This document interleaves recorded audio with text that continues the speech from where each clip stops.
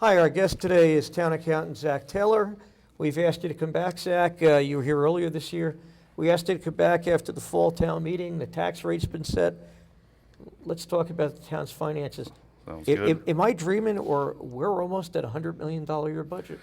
Yeah, it's a large budget. It's almost 100 million, but that's also, keep in mind, it's inclusive of the enterprise fund. It's inclusive of assessments that come off on the cherry sheet. That's inclusive of the overlay. So when you really kind of have to separate the operating budget from out of this and whatever articles we also have done. So the operating budget this year, which again inclusive of enterprise fund, was 87 million. A little bit over that. Okay. Wow. Why don't you take us through the process? Yeah, sure. So we start the budget process in roughly January, February, and what we're doing is gathering information. We're waiting for certain directives. We're following the governor's budget. We're seeing where the cherry sheet goes. The cherry sheet is the red-colored sheet, or used to be red. Used now to it's be the red email colored sheet. Yeah, that has state has aid the on it. nickname. We should probably call it state aid. So that's what the state is providing each individual town, and that's a very important number. It's probably the second largest component of building the tax rate, or Right. of our sources of revenue.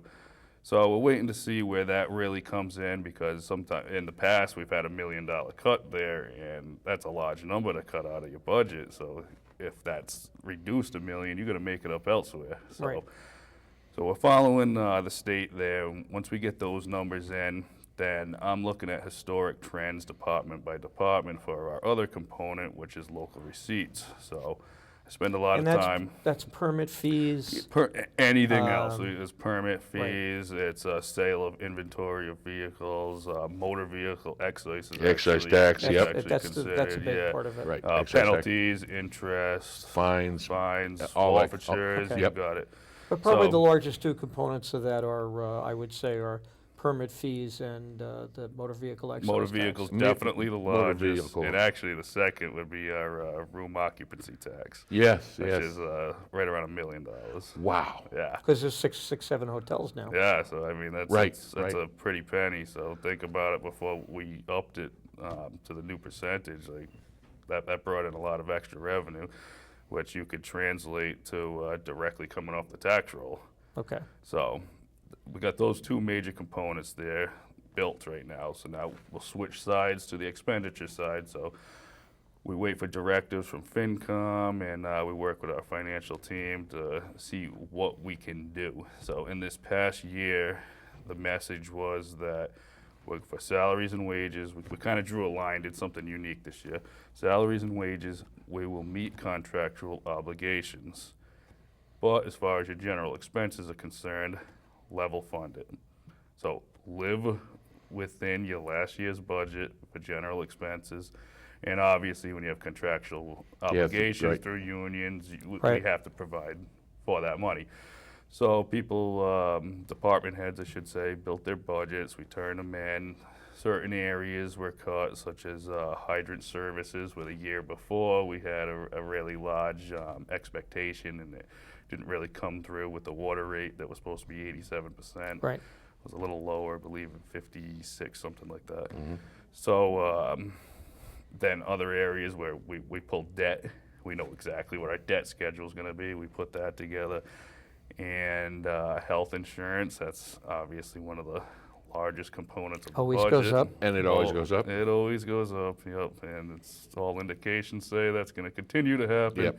And it's not just a Milford thing, it's not just a Massachusetts thing. No, Generally. everybody It's gets almost whacked. a U.S. crisis, if you will. So we pull all that together, and that's where that $87 million operating budget comes into play. So that happened at the annual town meeting back in May. At the same time, we have the ability to raise and appropriate, and we did $125,000 for a highway project for hire a consultant to take a look at one of the intersections. And when that occurs, you can't touch the money until you're in the new fiscal year. Right. So despite the fact that our annual town meeting is approving the operating budget, that's not until July of the following July year. 1st, right. Yep. So right off the bat, we have that $87 million, and then we have this $125,000 that we had appropriated.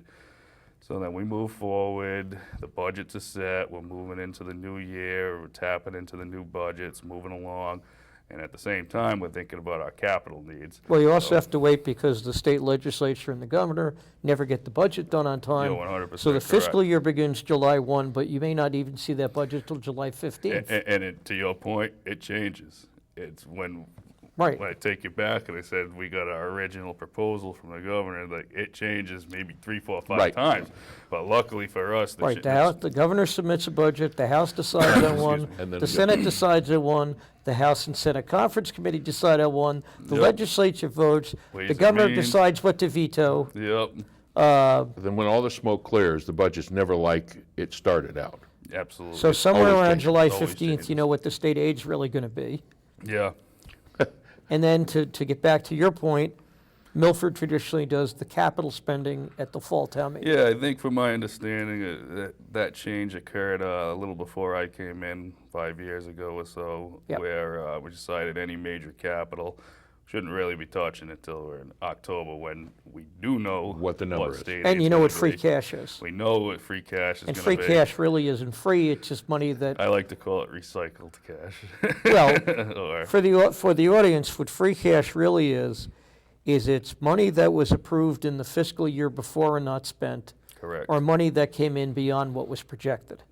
Unencumbered Act- funds. There you go. It's a mix of both of them. And it's only called free because you're free to spend it at that point. because it's not tied to any appropriation. it's That's- unencumbered. That's where free comes in. That's where the term free. And comes the in. interesting part about it is you can't do anything with it until the state certifies your free cash. Yes, so, So glad we're you coming- said that. So all of a sudden 6:30 comes, and as you know, we do our special town meeting in October, so that puts tremendous pressure on me to get this Right. books Right. closed, get our receivables tied out, get our debt tied out. I can be on the same Right, page. but what with happens everyone. is by the end of the summer or early fall, you know the free cash number, But it's not certified. you know the state aid number, well, when it is When certified. it's certified. And that tells the town, folks like you and the finance committee, what is available to spend in the October town meeting. Got it 100%, exactly. So, Available for I'm free looking cash. I'm looking at FinCom Chairman stabilization. Mark Shane's notes, by the way, from the town meeting in which he talked about the goals. So reduce the long-term debt without the increasing the operational budget, increased infrastructure, et cetera. So coming up to the special town meeting, 1 million for capital projects, 1.75 million into stabilization, yep, and there are two stabilization funds here, we the have two longer-term one stabilization. and the short one. Short term. Yeah, Reduced $3 million in debt that was going to be used on the youth center Village project by Youth paying Center, that off in correct. cash. And 1.4 million of the free cash going to lower the, correct, and that's exactly tax what bill. had happened. Now, the interesting part about it is nothing can be taken out of stabilization without a 2/3 majority. Correct. Okay, Yep. so it's Same not as just putting it in, too. yeah, you can't Yeah. put it in, and you can't take Right. it out without 2/3 Without- but majority. we yeah. know most of that is earmarked over time for Woodland School debt. Yeah, And then the mini stabilization fund is for the capital projects coming up, like yeah, the we oft-mentioned $1 million fire letter there truck. you go, yeah, exactly. And So- the other thing that needs to be remembered is that no money is spent without the approval of the governing body, which is the town meeting. Correct. That's So correct. anything can be asked for, but only the voters or the representatives at the town meeting can Yep. approve that expenditure. Town meeting night. They rule. Yes, So That's now it. we have one Yeah. more component we haven't discussed, and that's the 2.5 levy limit. Okay. And we are below the levy limit, correct? We are below the levy limit by $1.83 million. And 1.4 of that was the free cash not 1.4 spent. was free cash that directly came and offset what we had approved. What's the at levy town ceiling? meeting. The levy ceiling, what it is conceptually, is you are not allowed to raise taxes to 2.5% of your assessed value of the town as a whole. where right now there's multiple communities, one being Springfield, one being Holyoke, I believe, that are, and there's others too, that have reached their ceiling. So despite the fact that you have the ability through the levy limit to raise above what your previous year would have been, that's important to note, not what your previous year was.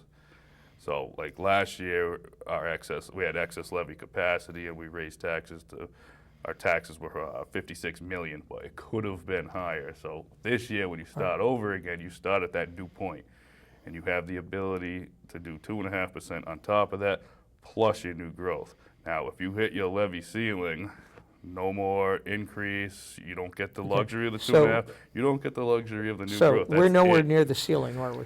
We're nowhere near the ceiling. However, besides this year, trends have been going downward with assessed values, which directly drops the formula I just described. Right. And it was a little bit scary, but obviously Oh, you guys are nowhere close. You know, guys are Milford is nowhere close to levy ceiling. We're not. We're not right way now. Okay, but when you're looking for, at a for decade. the benefit of the average person, though, by not spending to the levy limit, you're in effect not taxing people as much as the law allows you to. tax. That's 100% accurate. Okay, and Milford is below that area.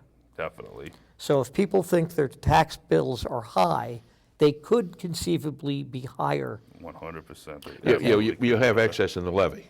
Yes. Is what it's described as. You have excess in the levy. Yes. You could tax more, but you don't. Good if we wanted to. If you wanted to. And this year, that Or was if approved. Too. If it was Yes. right. right. But yes. so in other words, though, when people do see the new tax rate and tax bills this year, they could have conceivably been higher, but the town meeting ultimately chose not to spend to that level. Correct. And the ceiling is way above that. The ceiling's way above that. When I was saying I was a little concerned, that was when I was doing like a decade's worth of calculations, and if trends continued to drop, that gap would drop. Right. But all expectations. Now, interesting enough, I want to touch on something. Trust me. When Assessor Priscilla Hogan went before the selectmen recently, she did say, and I don't think people understood this, we've had declining property rates in Milford through the recession.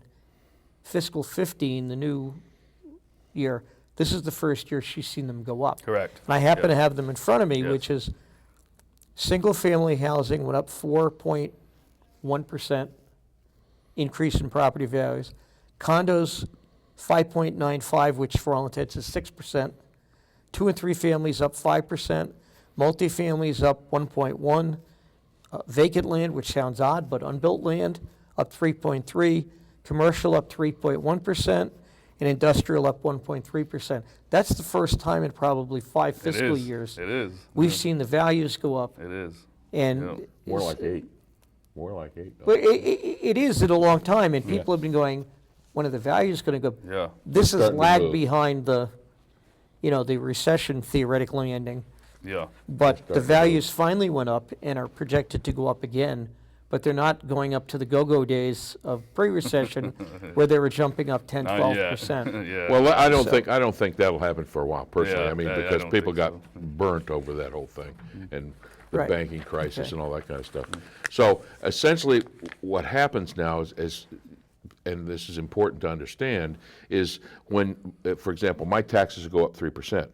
And the question I might ask is, well, how can my taxes go up 3% when there's a Prop 2.5 limit? How did that happen? Because Correct. that's the overall value of the So town. the levy can only go up 2.5%. The pot of money, can AKA the last- levy. The overall amount you're going to raise the Last taxes. year, in other words, what I collected last year can only go up, in total, the whole bucket can only go up 2.5%. What you could have collected last year Right, could have collected. can go up 2.5%, and then plus whatever new Plus growth. new growth and the other things that go along Well, with it. let's explain new growth. New growth Yeah. is the building that occurred since the last time the tax rate was Was set. set, right. Yes, correct. And whatever that amount is gets added on top of the 2.5 Along with for excise. 1 year. Along with Yes, excise tax for cars, excise tax, and those things get added to the bucket also. So I have Priscilla's calculations. which she showed the Board of Selectmen to do the tax rate. So we're trying to simplify this for people. So it's the town budget minus the estimated receipts equals your tax levy. Correct. You divide that by the total taxable value of the town. So let me give you the numbers. So the total town budget is 99.3 million. Yep. Estimated receipts are 40.5 million. And that gives you tax levy of 58 million, billion. I'm sorry, it is Billion. million. You're right. $58,739,318.06. You divide that by the total value of the town, which is $2,872,648,718. Correct. Times 1,000 Correct. gives you a single tax rate of $20.45. But since we have the 148 shift, it's really 1755 residential and 3026 Correct. commercial. Now, the way to read that, so you have a single tax rate of $20.45 per $1,000 Of valuation. Valuation. Not as the Daily newspaper said recently, per square foot. Yeah, definitely not. Oh, baby. Oh, baby. Yeah, that'd be The Milford Daily News reported that as per 1,000 square feet. Oh, baby. Ooh, I'd, big I'd- tax bill. under that, I'd have to move. Yeah. You'd have, ooh, maybe. So when the shift comes into play, which is 1.48%, the way to understand that is Residences falls, commercial business goes comes up. up. So business takes on 148% of what their tax rate would have otherwise Which been. is important if for it was people single. complaining about their tax bill to understand that in Milford, the business and industrial classes of property are actually subsidizing a lower tax bill for the Correct. residents. That's Correct. 100% correct. And a lot of towns around here don't have the luxury They don't. of the industrial base, Yes, they do not. which, Yeah. Right. is part of a bedroom community. The good news is that Milford has a strong industrial base, We have a real strong industrial which is a base, good thing. Industrial commercial base. And a bigger bonus is that the split rate isn't scaring anybody away either. Right. So it's a kind of a win-win That we know of. that we know of. Yeah. Well, that's one of the issues that you have. I mean, theoretically, it's not a factor when one of the larger chains likes to come. But I think it could be a factor whether somebody expands. It could be. It could be a factor keeping a small business from locating. Hopefully other factors such as geographic location, having 495 right here, Yeah. and will come into play as well. So, I believe that to be the case. I Yeah. mean, 495 is a good centralized. centralized Yeah. location. Yeah. Centralized location. And with the railroad coming to this area, it means there's a lot more business availability and a lot more locations that can Absolutely. be serviced by the railroad. So there's a lot of things happening in this geographic area that would make Milford a desirable place to come. And then you have the facilities, you have buildings and available real estate. So now that we've cycled through the whole budget thing, in effect with the tax rate being set, well, the annual town meeting in May, the fall town meeting, the availability of free cash that's certified by the Department of Revenue, the tax rate, which contrary to popular belief is not set by the selectmen, but is set by the Department of Revenue. The selectmen just pick the classification. Pick the, yes, So correct. it's always one of my pet peeves when I hear the Board of Selectmen set the tax rate. Yeah. They can't, the Department of Revenue does in Correct. Massachusetts. Yeah, so all that work filtered down. All into that this work filters down. One final pat on the back, and now we do it all over again. And I was going to say, and now it's November and It's time to start again. It's time to start it's time again. to start again. Yep, the cycle starts all over again. And by the way, if you don't set your tax rate, you cannot collect taxes. Correct. So you have to set the tax rate. Yes, it's got to be done. And Yep. and people say, well, gee, a lot of towns say, well, the school budget is this, and we're not going to set the tax rate until they get. And what happens is if you don't set the tax rate, you still have to run the town, which means you have to borrow money to run the town. Well, one more factor we did discuss, which is if you have quarterly tax bills, often the first and maybe even the second bill reflect the former rate. Preliminary So the, taxes, the, yes. the, Anticipated. the Yes. third quarter and fourth quarter bills, or the second half bill, depending on what town you're in or city, then reflect the new rate, so they tend to be a little bit I'm higher. glad you said that because a lot of times I'll have someone come to me, or I know the collector gets this question all the time. It's like, why is my third quarter bill different than the first and the second?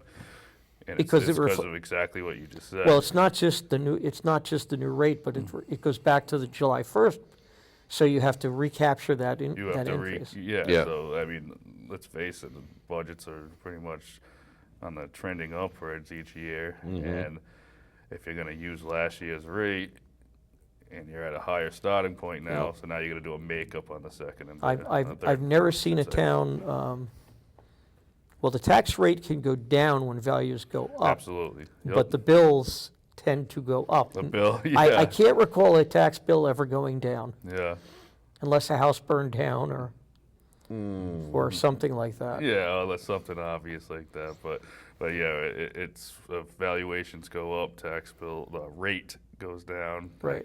So it's kind Well, of, but people look at that and go, their tax rate is blah, blah, blah. yeah. Well, well, my taxes went down, my taxes went up, I'm getting paid, and they don't understand it. Well, it's tax all rate went down, so why did my bill go up? Yeah, right. Because town spending went up. I mean, in reality, it is the operational budget of a town passed at a town meeting that really determines what your property taxes are going to be. For some reason, people don't seem to get that. They blame everybody but the people who vote. It's sort of like saying Obama's budget, when in reality, Congress passed the budget. Correct, yeah. It's Right. a good analogy. Well, let me say, to clarify that there hasn't been a budget passed in the last 8 years In Washington. in Washington. Washington. So No, you have continuing spending resolutions. continuing, Yeah. we don't have a passed budget, we have continuing spending resolutions. But the point I was trying to make is people often forget, it's really the town meeting members Yeah, Right. they're sitting approving in May and in October Yep, who determine the tax bill by their vote. yep. Well, this is the purest form of town government. Is the the purest form of government is where the town votes once a year on what they're going to spend. I mean, it's not somebody sitting in a chair someplace. It's people get You know, together. it's not a city council of Yeah, 5 yeah, guys, Exactly. yeah. I Or was excuse me, gonna 5 say the people to same be thing, a modern. City council, making a decision behind it, that nobody had a say in. I mean, people do have a say in it. yep. And Yeah, in the town, they vote these people into Right. the electoral system. Right, so and what they have happens is the representatives. selectmen or whoever are authorized to spend the money, Correct, but they're not authorized on how much they can spend. correct. They only have authorization to spend it. Right. They don't have the authorization to determine how much. No. Only The town meeting governing- does. Only the governing body has that authorization, That's correct. availability, which is, But to be candid, though, you have in Milford the financial team, which is yourself, the treasurer, the Administrator, administrator, the town council, and your financial advisor. advisor, Yep. Paul Abendanza, Correct. Right. working with the finance committee, Town say, council Moody, too. and Jerry Moody, saying, we can do this, Yes, and people following the recommendations. correct. well, that's exactly what happened. So the good news is that Milford has a very strong financial group, not only of ad hoc citizens, but also elected officials that understand the whole process and understand the community, which is a very good thing. Yeah. So when the governing body votes on it, they have very And- good Yeah, reference and points. you'll see And sometimes. despite, people complaining about the tax bills, I would hazard, you hear the selectmen say it, but I would, looking around at area towns, you look at the no override ever, no debt exclusion Huge. override ever. Yeah. 15 million in the bank in 15 stabilization. mil, yep. Granted, it's going to be drawn down for Woodland, but it was put there to cover that. Yeah, And you get to do a lot of things other towns don't. I mean, Well, and the good news is that there's money sitting in the bucket. So if the governing body says, okay, let's do this, they can vote to do it, and the money sits in the bucket to do it. In other towns, the governing body can vote to do things, but now they have to go into debt, which means they have to have a vote of the voters to do a Prop 2.5 override. Yes. So there's one piece of the puzzle that Milford doesn't have to do. When it's an important thing to do, they can do it. And the other thing you have is because you have capacity in that levy, you're not taxing as high as you could. If some kind of catastrophe ever occurred, a tornado comes through and knocks down town hall, and you need to build a new town hall, you have the capacity and the levy limit to do it without an override. The ability is there. The Right. ability, Yes. yes. In other- Doesn't mean you want to. Yes. But you have the ability to tap on that gap in what's taxed and in the levy limit. Right, but if some kind of natural disaster ever occurred that wiped out a town building, a major fire, a tornado, things not desired or anticipated, you have the ability, if need be, to get that money without an override. Correct. And that's, That's a significant thing for a town the size of Milford. Yeah. It's right. Very, very good. It's well-run community and well-financed. Now, Excellent. since we're a year off the casino vote, had the casino ever come, Ooh. you would have had another $30 million in upfront money to play with. That levy ceiling we talked about would have went through the roof, pun intended. So. Yeah, but it also has some downsides. I mean, maybe Yeah, you of could course, of you could have course. paid for Woodland School in cash. Could have, absolutely. But if the we, casino ever closed, you'd have that Bingo. levy limit collapsing. We could have been screwed big time on that. Yeah. You know. So from a financial standpoint, there are a lot of positives. There were a lot of negatives that potential- people didn't there were a lot of understand. potential positives. Could have funded OPEB overnight, basically. Well, yeah, the dilemma is that there were some good news and bad news Yeah, with it. And the voters of the town of Milford spoke that they didn't want one. And so I think very clearly. They also, by the same percentage, by the way, what I get a kick out of, by a 65 to 35% margin, they said, not that casino, not this town. But by a 65-35 margin, they said, Someplace. keep casinos in other towns. someplace else. Yeah. And I think the answer to that is not this town, not that proposal. Yeah. Right, You know. right. Correct. Or NIMBY, not in my Yeah. backyard. Not in my backyard. Well, many, Yeah. many years ago, at another place, we had a vote on a new high school. And when all the smoke cleared, the newspaper asked me for a quote. I was on the school committee at the time, and I said, the voters are always right. Always right. Always. Always right. The voters are always right. Yes. Whether you agree with them or not, they're always right. Well, it's the old joke about if you're in sales, which is rule number one, the customer is right. Rule number two, if the customer is wrong, see rule number one. See rule number one. Right. Yeah. Revert to rule number Yeah. one. Yeah, I have a son working in retail sales. He'll tell you the customer is always right. Even if they're absolutely 1,000% wrong, bought the wrong item and did whatever, used it wrong, they, What's a golden rule? The guy with the gold rules. Yeah, you got it. You got it. Yeah. but in any event, I think the complex thing about your job, Zach, that struck me the other day was you're always dealing with at least 2 fiscal years. Yeah. For the first half of the new fiscal year, you're probably dealing with the last year. Yeah. And for the second half, you're dealing with the next year. So And you're always guessing. It's- 50% of your job is taking a guess at what's going to happen down the road. That's true. I've long had an argument with people in my own town that a budget is not cast in stone. A budget means a budget. It's a guess. Yeah. And things may come in higher or things may come in lower. Hence where free cash comes into play. Right. This is Right. an estimate. Yep. Right. And the good news is that gives you a little wiggle room. Yeah. Okay. That's Yeah. the thing Now, that saves you. we're into fiscal 15. Pretty soon we're going to be halfway through. We're about what? Right 5 there, months into right it. There, yeah. 5 months into it. And the biggest concern on making the numbers is electric rates. Yeah. Yeah. So I know Rick Villani, the town administrator, is going to get a memo that the electric bills are supposed to go through the roof. They are. We're looking at a 65% increase. Fortunately, you don't heat a lot of buildings with electricity, but I look at Yeah. the sewer department, which every pumping station in every process, I know they have huge electric bills. They're not the biggest in town, but they have huge bills. Yeah. They're not the biggest, but I think they're third on the list. Everybody is going to get clobbered. Everyone. Yep. How do you handle that when it goes up mid-year and it wasn't projected? Well, the message sent out there is that we're going to have to try to do it within budget, but obviously circumstances could occur where we might have to address it at the annual town meeting, which is why we carried $1.4 million of free cash.